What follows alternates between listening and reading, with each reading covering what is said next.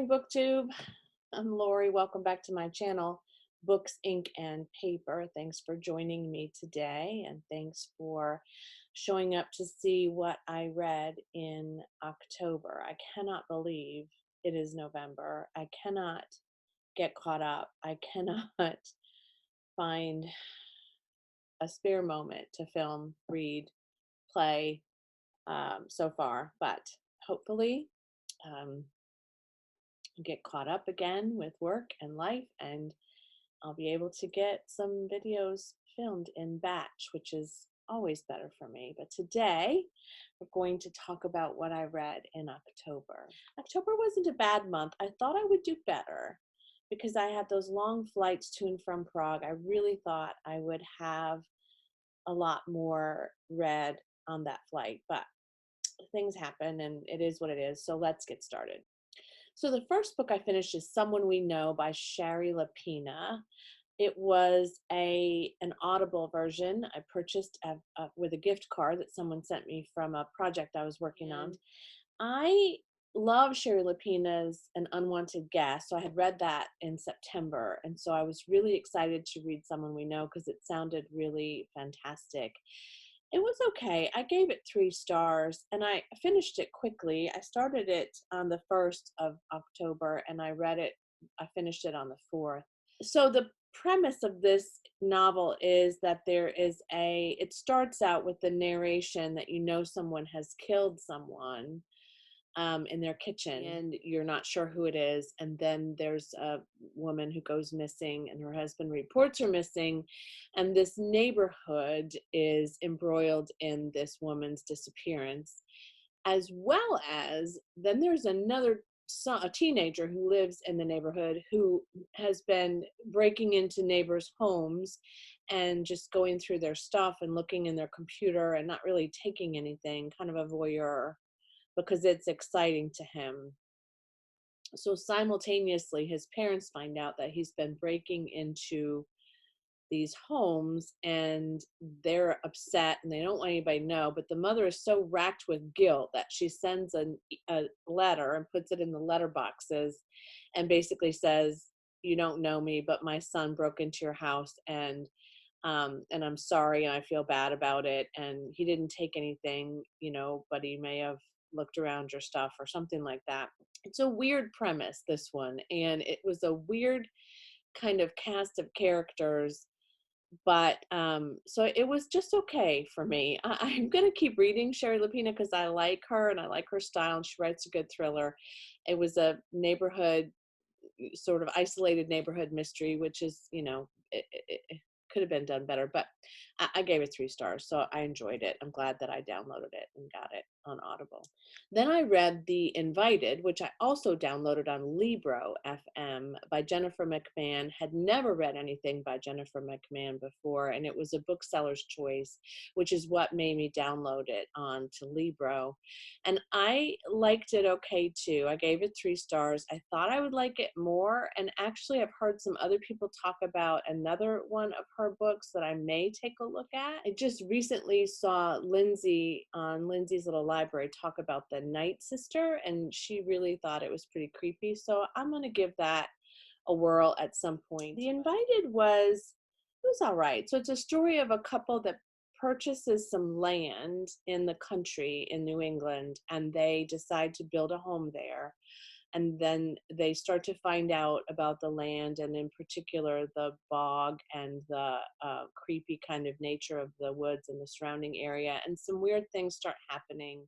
She starts to learn about the people that lived in this home, and there was one woman who was in particular who was Hattie, who was hanged because she was believed to be a witch.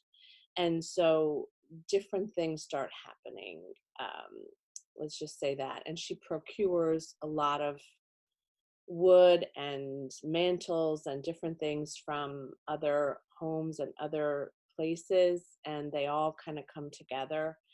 I don't know why I didn't love it more, actually. I think it was a little slow for me, and maybe it was I don't know. It had some creepy moments, but it was more, I would say, I don't know. Let me not say anything that would spoil anything except to say I gave it 3 stars.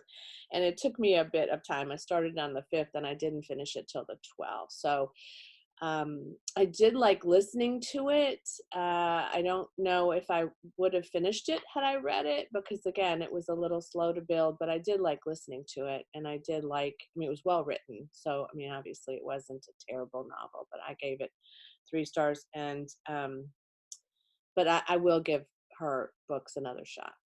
I read Watch Me Die by Erica Spindler as a part of the Spookathon Readathon. This fulfilled the challenge to read a book with red on the cover, and it probably fulfilled a couple of prompts, but I don't know that I did a recap of Spookathon because I was traveling.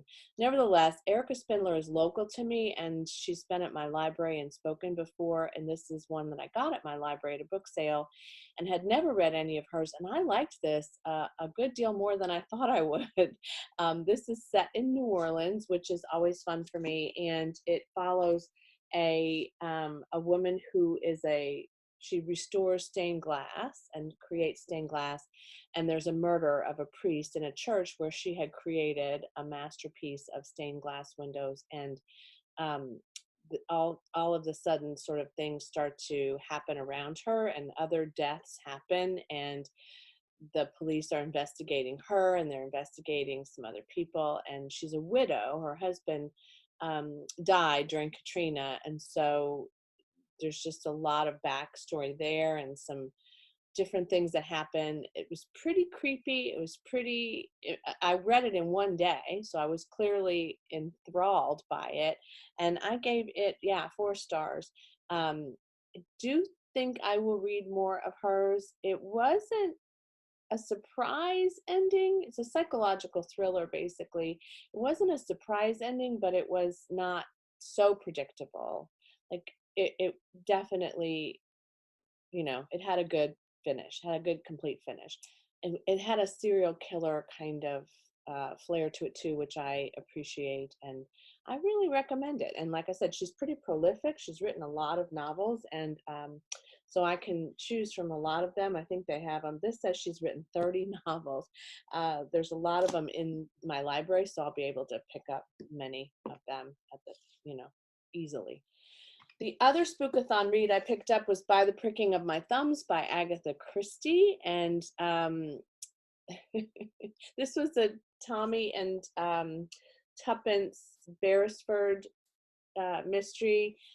Agatha Christie wrote mysteries where Hercule Poirot was the detective or Miss Marple was the detective. Sometimes there was no detective, and then there was Tommy and Tuppence. They had fewer novels written with them as the lead detectives, but this one follows Tommy's aunt is in a nursing home or a rest home, as they maybe called it, and they go to visit her, and she's kind of prickly and kind of prickly.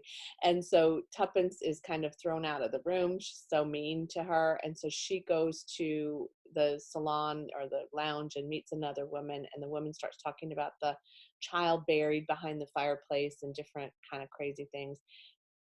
Through a series of events, including the death of the aunt and a painting that shows up in her belongings, Tuppence is really struck by this woman's story and the place that the painting shows, the home that the painting shows, and she just wants to know more about what happened to her, because the woman that talked to her has now been taken out of the rest home and gone to live with family, but they can't find them to see if they want to return this painting to her. Anyway, it's kind of a complicated plot, but no, it was all right. It was not my favorite, but it was all right, and I gave it 3 stars as well.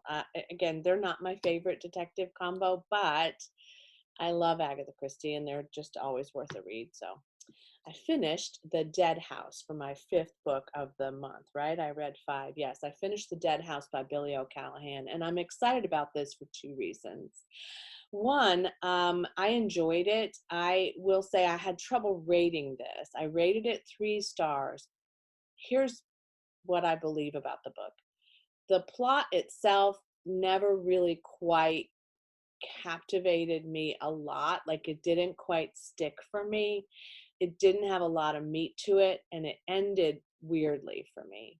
having said that, this was a NetGalley copy, so it may be changed in the publication, final publication. But it was beautifully written. It was like a classic literature horror story. He wrote this in such a way that I was captivated by his writing style and by the old world style of the novel, even though it didn't really say when it was, like, it didn't ever say it was an older setting or a newer setting, but you got the feeling that it was newer.